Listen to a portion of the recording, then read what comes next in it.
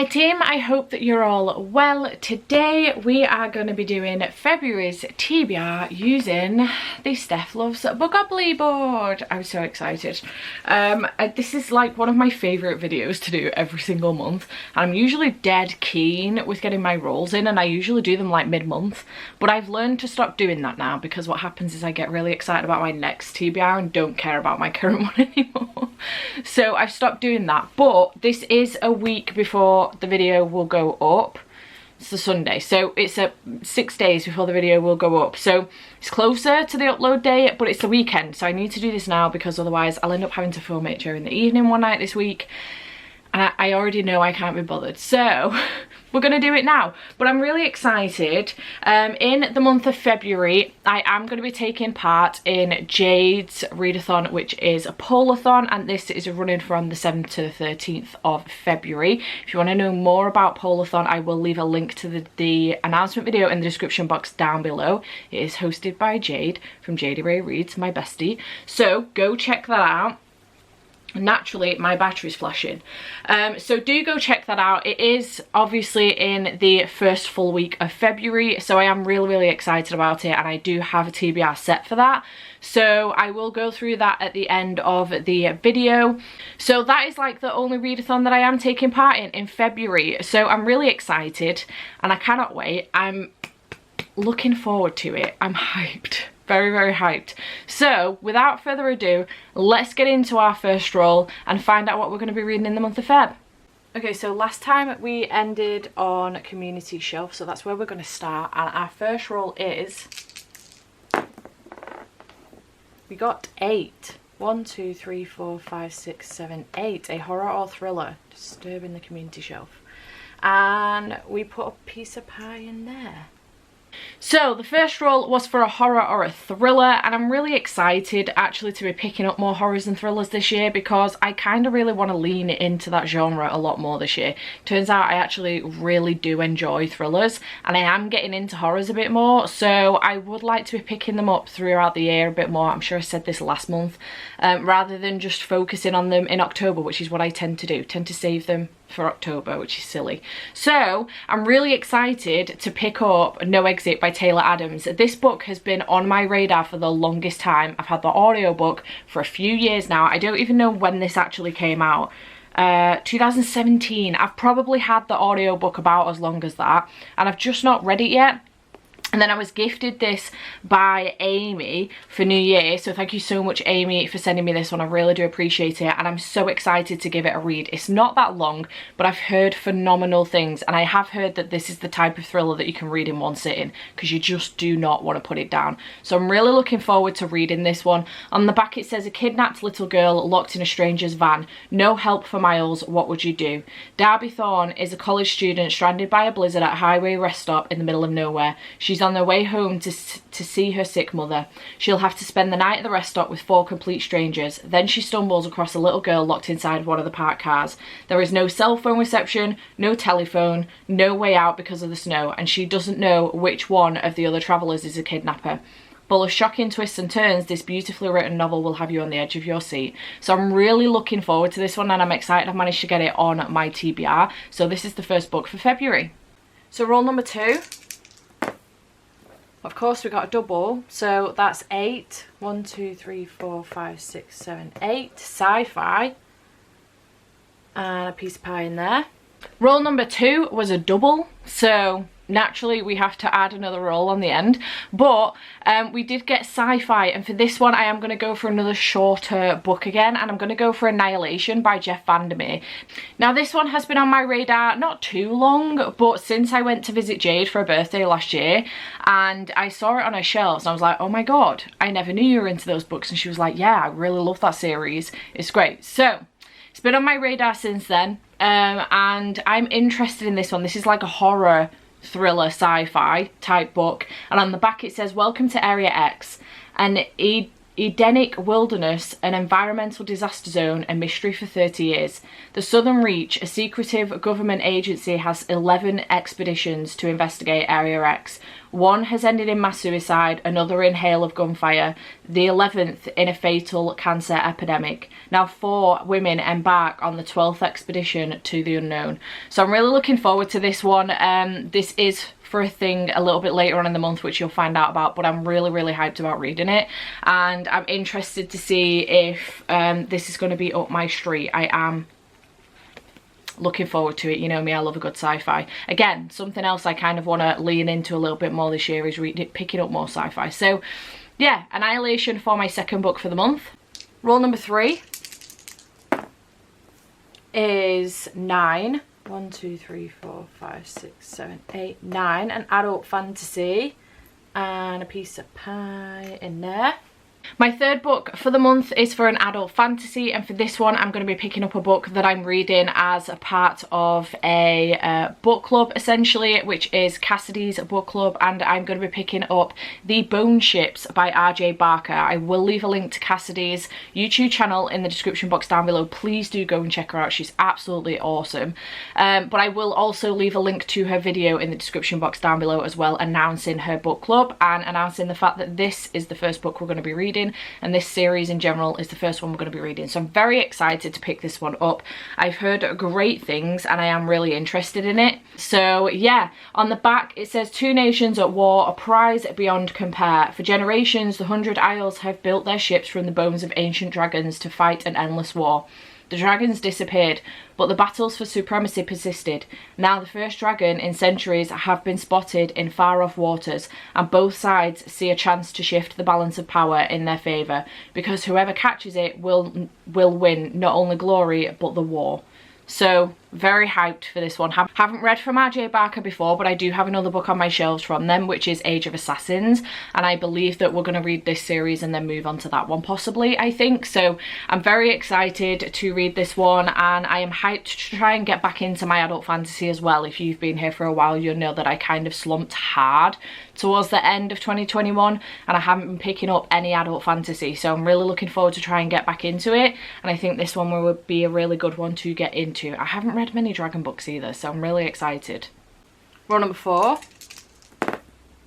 is 9. Struggles today with math. 1, 2, 3, 4, 5, 6, 7, 8, 9. A middle grade, and I forgot my piece of pie in there. Rule number 4 is for a middle grade, and for this one I'm going to go for the middle grade monthly pick, and I'm going to go for The Ice Whisperers by Helenka Stachera. I think that's how you pronounce your name. I'm so sorry. This cover is stunning. I am obsessed. This is the middle grade monthly pick. A middle grade monthly is a book club hosted by Jade and Gav. I will leave links to both of them in the description box down below, as well as the Twitter for middle grade monthly, where you can find out what their picks are every single month.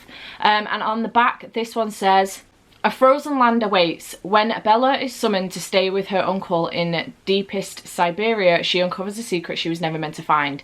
The entrance to an icy land, frozen in time and full of legends, comes to life. But this magical world is in danger, and Bella may be the only one who can save it. To succeed, she must join forces with the impossible, a long-lost sister she never knew she had, born 40,000 years before.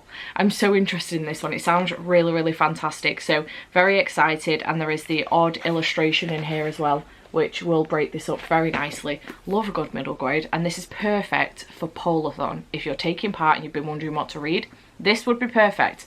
So yeah, excited about The Ice Whisperers. Roll number 5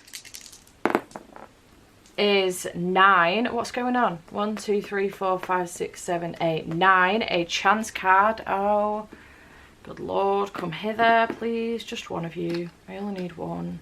One, please. This one.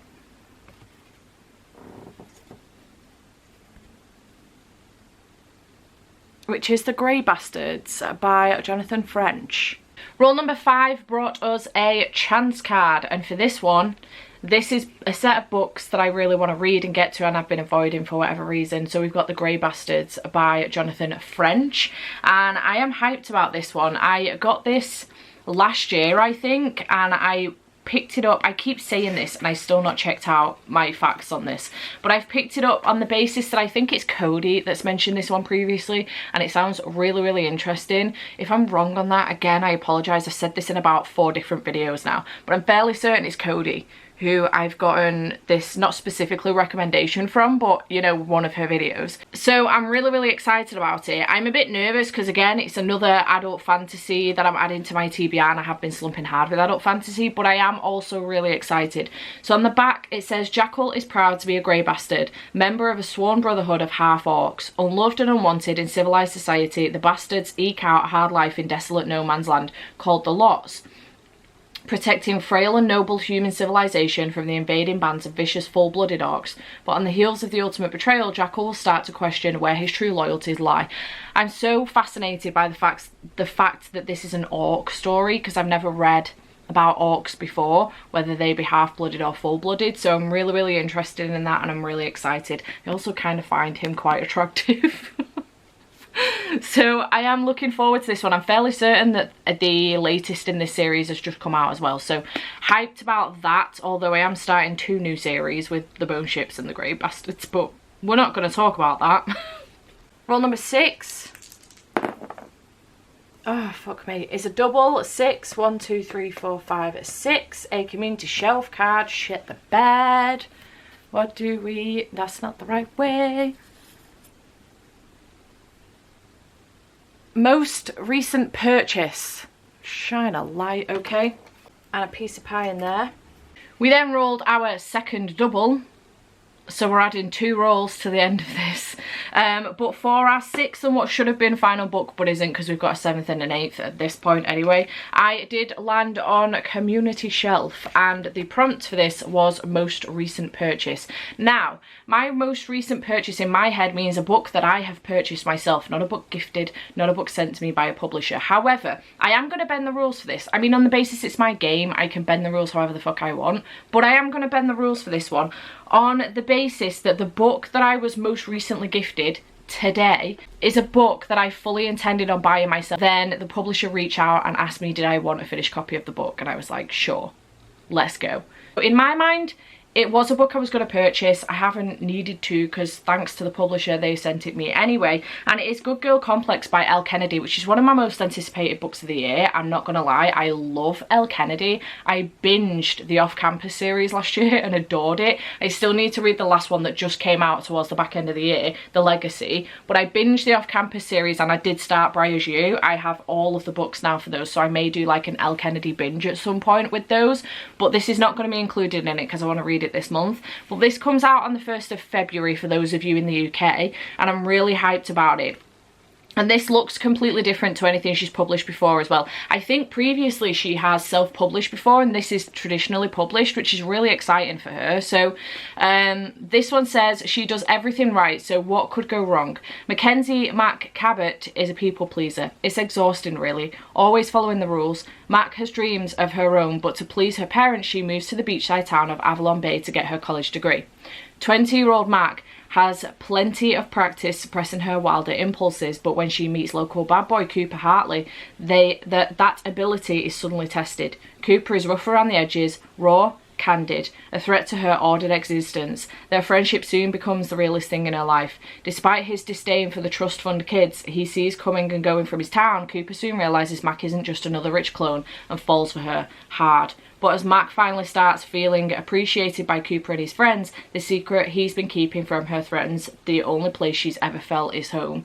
So I'm really excited about this one. It sounds like it's following Mac, who's like trying to find herself in the world, and then she ends up meeting Cooper, who falls for her hard. Really like it when the guy falls first. I don't know why. So very excited about this one. It comes out on the 1st of February for those of you in the UK that are interested in it, and I'm really hyped about picking this one up. So thank you to the publisher, who are Pittacus and Little Brown, for sending me this one. Thank you to Frankie for reaching out and messaging me about this one. I adore you, you know me so well. And yeah, very excited about picking this one up. Okay, so we've got to do 2 extra rolls because we had 2 doubles, so we've got to do roll 7 and 8. So let's hope we don't get another double. Roll 7 is 10. 1, 2, 3, 4, 5, 6, 7, 8, 9, 10, a small book under 300 pages. Thank you very much. For the 7th roll, we got a small book, which I'm really grateful for because it's the 7th roll and I'm only meant to have 6. So for this one, I am going to go for The Raven and the Reindeer by T. Kingfisher. I ended up picking this one up on the basis that Jade recently read this one for her Read It Like Ashley vlog and fucking loved it. And also this will count for Polarthon. So I'm really excited about it. Little bit nervous because I don't know if it's going to be for me properly, but I'm really excited about it. This is a Snow Queen retelling, and on the back it says, when Goethe's friend Kay is stolen away by the mysterious Snow Queen, it's up to Goethe to find him. Her journey will take her through a dangerous land of snow and witchcraft, accompanied by a bandit and talking raven. Can she, with her friend's release, or will following her heart take her to unexpected places? Strange, sly retelling of Hans Christian Andersen's Snow Queen by T. Fisher, author of Bryony and Roses and The Seventh Bride. Haven't read from T. Kingfisher before, but I'm really excited to give this one a go. And it is small. It's only 217 pages, so it is small indeed. It's under 300 pages, so I'm really looking forward to this one. And Jade said it was really easy to get through as well, so it's got very small chapters in it too, like a page or 2 pages long, which I love. So excited about that one. And our 8th and hopefully final roll is 5. 1, 2, 3, 4, 5. A community shelf card again. What did we get? Mood read. Nice. And then roll number 8. Thank the Bookopoly gods, because roll number 8 was another community shelf. We've done all right with the community shelves and trans cards today, haven't we? And we got mood read. So I'm not specifically going to pick a book right now for this one. I'll just see how I feel in the month, but I do have a handful of other books that I want to get to throughout the month, so I'll probably just end up inserting one of those in mood read. But if later on in the month I decide I want to pick someone up just for the sake of picking it up, that'll count. So you find out what I decide to end up picking up for this one in my wrap up in March. So mood read, thank goodness. So on that basis, here is my TBR for Bookopoly, which doesn't look too bad. I'm not gonna lie. I know there's 7 books on here. There'll be an 8th once I finally decide what I'm gonna read for mood read. But it doesn't look too bad. We've got No Exit, Annihilation, The Bone Ships, The Ice Whisperers, The Grey Bastards, Good Girl Complex, and The Raven and the Reindeer. And I'm really happy about it. It's pretty. Not as aesthetically pleasing as last month's, but still pretty, you know? So I'm really, really excited. The thing I'm most excited about is when you compare the books that I've managed to get on my Bookopoly board that are for Polarthon in the 2nd week of the month. I only have 4 books left, 5 including the mood read, for the rest of the month. So that's exciting. So speaking of Polarthon, I do have my TBR here for that, and I am hyped.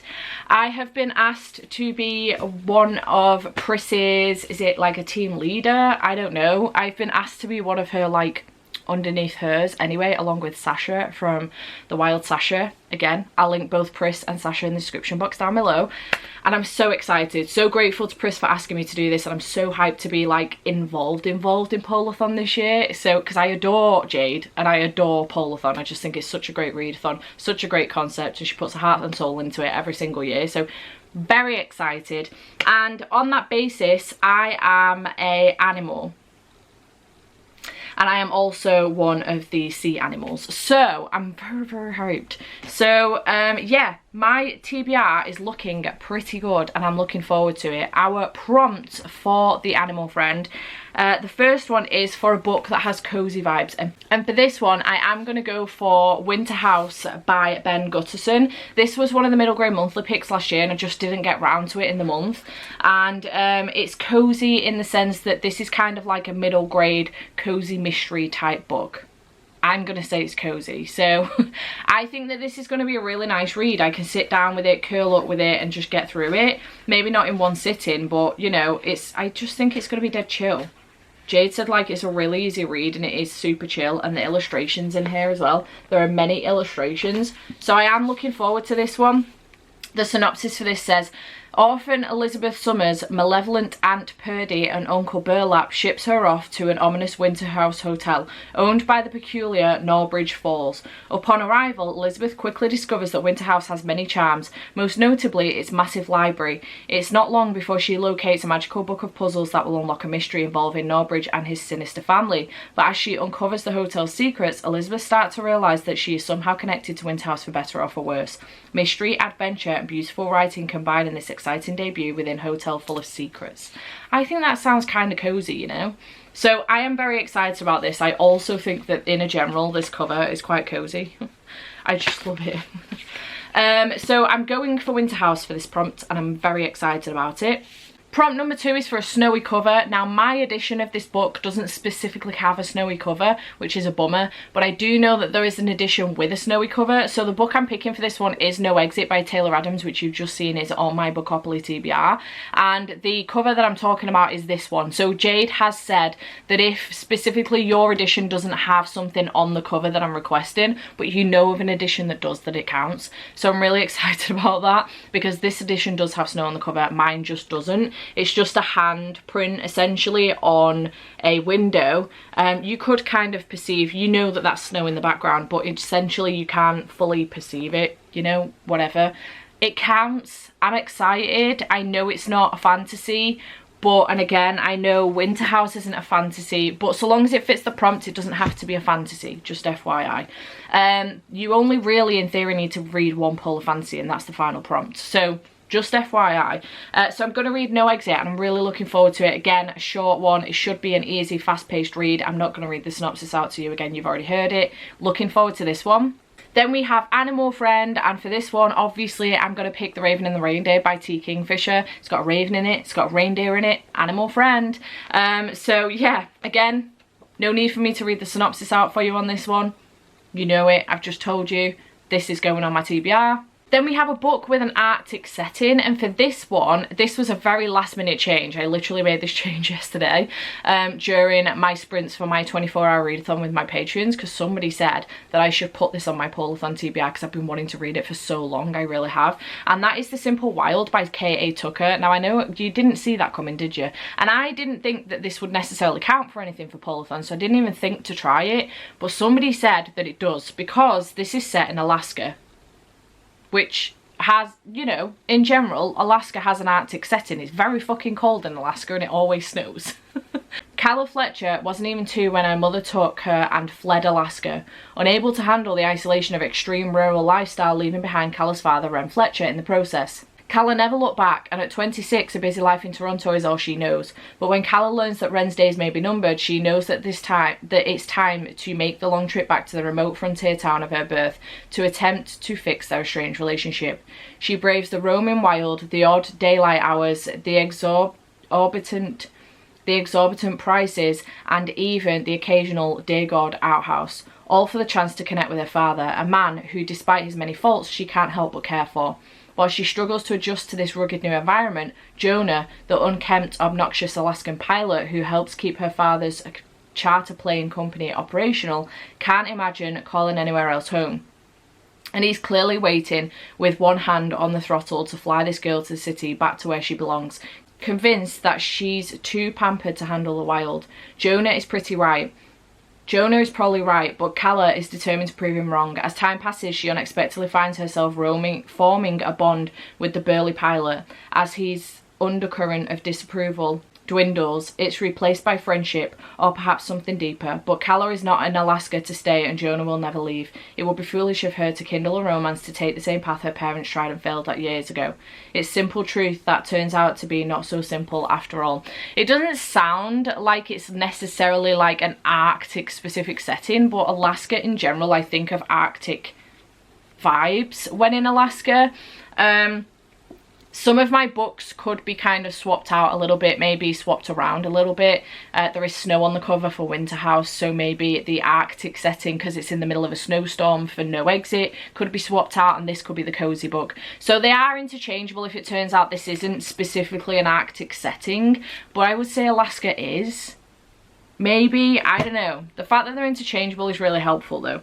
And then the final prompt is for a polar fantasy, and for this one I'm going to go for the Ice Whisperers by Helenka Stachera, which again, I've already gone through the synopsis for you with this one, but this is my only polar fantasy for the whole TBR, which bothers me in some sense because I feel like I should really go in on the polar fantasy, but also I kind of like that I've got a mix of books on here because it means that because I am still trying to get back into fantasy, it means I have a nice mix. So in general, if you look at my TBR, I do have 2 middle grades with Winter House and the Ice Whisperers, and then I have adult with The Simple Wild and No Exit, and I don't know what The Raven and the Reindeer is, but you know, it is what it is. But I have a nice mix. I've got a thriller, I've got a romance, I've got some middle grade, so I'm really looking forward to it. And like I say, some of these are interchangeable. The Simple Wild could become cozy, Winter House could become snow on the cover, and No Exit could become Arctic if needed. So I can swap these around a little bit, which is fine, but I'm really excited about Polarthon. So this is my TBR, which I actually think is really quite nice as well. I like it. So that's my TBR for Polarthon. So now my TBR looks like this, which again doesn't look too bad. We've seen more ridiculous TBRs with me before. However, that's obviously not the end, is it? Because of who I am as a person. I do have 2 other books here that I want to get on my three other books. I just don't own one of them because it's not come yet. So one of them is a Boyfriend Material by Alexis Hall. I think I mentioned this one in my January TBR, but this is my January, February buddy read with my Patreons. So I've ended up pushing it into February, and this is going to be a queer male romance, fake dating between 2 guys in the UK, and I'm really looking forward to it. I think it's going to be quintessentially British, and I'm really hyped. So I have Boyfriend Material, and then I also have The Kindred by Alicia Dow. This comes out on the 3rd of February for anybody interested in the UK, and I just read The Sound of Stars by Alicia Dow and really enjoyed it. So thank you to Harper 360 and also Inkyard Press for sending me a copy of this one. This is an ARC. It came out on the 4th of January in these states, but it comes out on the 3rd of Feb in the UK. And this is a royal romantic adventure following a duke and a commander, mind-linked from birth, framed for murder and hunted across the galaxy by those who want to kill them and steal their kingdom. It sounds fantastic. Sci-fi, romance probably ensues in here. It's probably queer. So I'm very excited about this one indeed. And then the final book that I'm wanting to put on my TBR for the month of February is Count Your Lucky Stars by Alexandria Bellefleur, which is the 3rd in this series. The first one being Written in the Stars, the second one being Hang the Moon. I haven't yet read Hang the Moon, but I am going to be getting to Count Your Lucky Stars because I'm going to be reading Hang the Moon at the end of Feb. I've got a week left of the month. So yeah, again, I am getting a finished copy or an ARC of this book at some point. This one comes out on the 3rd of February, I think, and I am getting a copy from Pride Book Tours and the publisher, so thank you to both of them for sending me a copy whenever it comes through. Just show a picture of it here for the time being because I don't have it yet, and I'm hoping it comes soon because I need to read and review it by the 17th, I think, of February for Instagram. So that's my final book, and that's going to be a romance. I assume it's going to be queer because I know Written in the Stars is. I can't remember if Hang the Moon is though. I'm not sure. I haven't read it yet, but other than that I don't know much about it, so you'll find out in my reading vlogs if you're interested. But yeah, so we have one last book to pick before we go, and that is coming from the Witch's Brew. If you didn't know, I have this pot, and inside here my top tier patrons have put in some books in. They've chosen a book off of my you know, the books I did, all my unread books video, chosen a book off of there and popped it in here, and I've gotten all these different options now for me to pick from. And so we need to pick from here.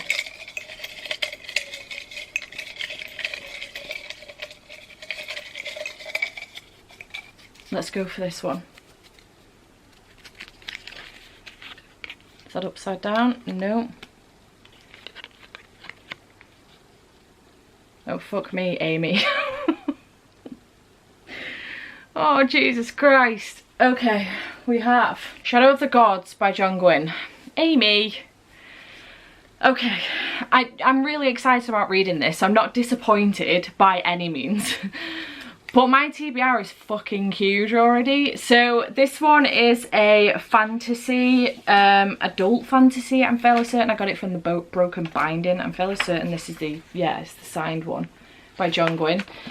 And it says, the greatest sagas are written in blood. A century has passed since the gods fought and drove themselves to extinction. Now, only their bones remain, promising great power to those brave enough to seek them out. As whispers of war echo across the land of Vigrid, fate follows in the footsteps of three warriors. A huntress on a dangerous quest, a noble woman pursuing battle fame, and a thrall seeking vengeance among the mercenaries known as Bloodsworn.